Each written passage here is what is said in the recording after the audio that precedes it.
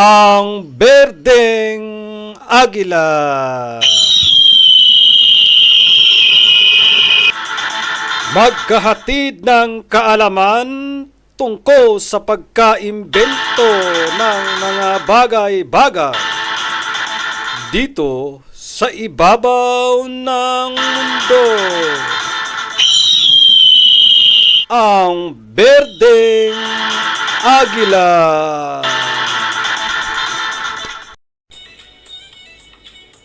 Ang isang bagay na akin na naman pong ibabahagi ngayon sa inyo ay mapatungko sa pagkaimbento ng eyeglass o salamin sa mata.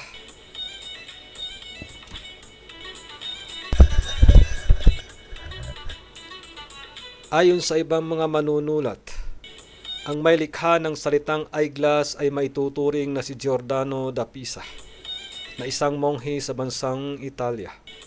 Noong banggitin niya sa kanyang sermon ang salitang occhiale, na ang ibig sabihin sa wikang English ay eyeglass. At ang salitang eyeglass ay unang lumitaw sa wikang English noong mga bandang ika-13, 1593.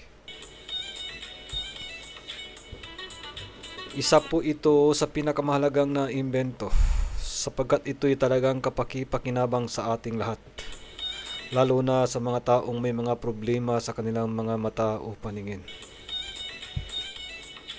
Nagagamit din itong pamproteksyon sa mata mula sa mga bagay-bagay na lumilipad o habang nagtatrabaho at panlaban din sa sinag ng araw o ilaw. Makikita mo na rin ito sa mga naglalaro ng iba't ibang sports.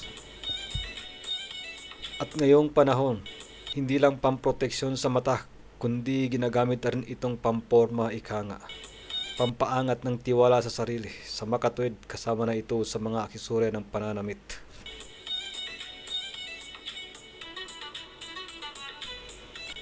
Ayon sa kasaysayan, ang paggamit ng mga bagay-bagay para magpalaki ng sulat o ano pamang bagay na tinitignan ay matutuntun sa pagitan ng taong 1,000 at 1,250 AD or after death. Subalit, ang mga mananalaysay ay naniniwala na ang pinakaunang naisusuot na salamin sa mata o eyeglass ay unang lumitaw sa Pisa ng bansang Italia noong mga bandang ika-13 siglo o 13th century. At ang higit na nakararami sa kanila ay naniniwala na si Salvino di Armate ang unang nakapagbuo ng eyeglass na ito.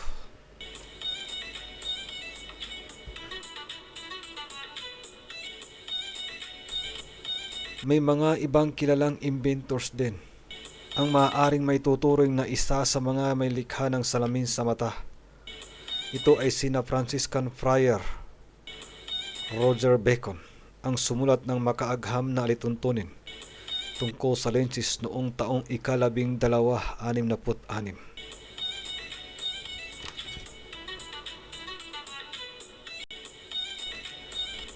Ngunit bago pa yon, sa mga bandang 1,000 siglo, isang mathematician na taga-Ehipto na ang pangalan ay si Ibnul al-Haytham, na binansagan Father of Modern Optics sapagkat siya ang may akda sa optical teamwork.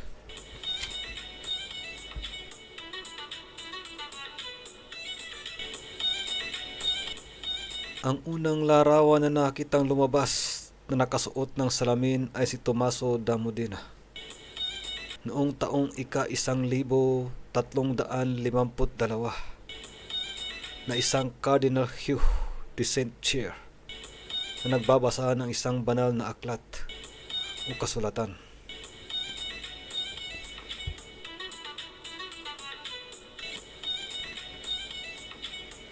Noong mga panahon, ang eyeglass ay tinuturing isang gamit lamang ng mga may problema sa kanilang paningin, mga matatanda at membro ng mga kaparian. Kaya nahihiya ang sinumang magsuot nito. kapag nasa pampublikong lugar. Dahil inisip nila na kapag nakasuot ng salamin sa mata ay isang pastor na o malabo na ang kanilang mga mata.